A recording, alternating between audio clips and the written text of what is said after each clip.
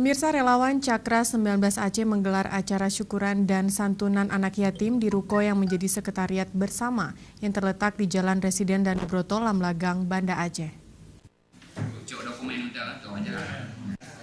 Pembukaan Sekretariat Cakra 19 wilayah Aceh di Jalan Residen Danubroto Lamlagang, Kecamatan Baitur Rahman, Banda Aceh tersebut merupakan persiapan sebagai posko relawan Jokowi yang tergabung dalam Cakra 19 pada pemilihan Presiden 2019 mendatang. Menurut Ketua Cakra Aceh, Gumarni, kehadiran relawan ini untuk menjaga keutuhan Negara Kesatuan Republik Indonesia sekaligus untuk membantu menyukseskan berbagai program yang akan diusung pada kampanye 2019 serta program yang telah dicanangkan oleh Presiden Joko Widodo selama ia menjabat sejak 2014-2019 yang dinilai telah menyatu dengan masyarakat seperti program dana desa.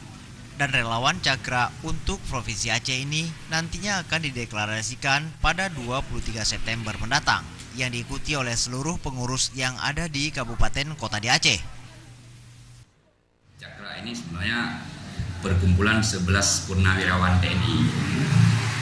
Jadi mereka bersatu untuk menjaga keutuhan NKRI dan bersatu juga untuk membantu program Pak Jokowi. Makanya diberi nama Cakra. Cakra ini sebenarnya cakra untuk seluruh Indonesia. Untuk Aceh, Cakra Aceh, dan nanti untuk provinsi lain ada Cakra Sulawesi, Bali, dan segala macam. Kita tidak mempromosikan terlalu lebih ke atas, tapi kita mempromosikannya program-program Pak Jokowi yang sudah menyatu, yang sudah memang berjalan untuk kepentingan masyarakat, seperti program dana desa, terus PKH, program keluarga harapan itu pun sudah 240.000 masyarakat Aceh yang mendapat manfaat. Jadi terus kita juga akan mempromosikan program-program yang memang dirancang oleh Pak Jokowi ke depan, menyangkut dengan jalan tol dan sebagainya.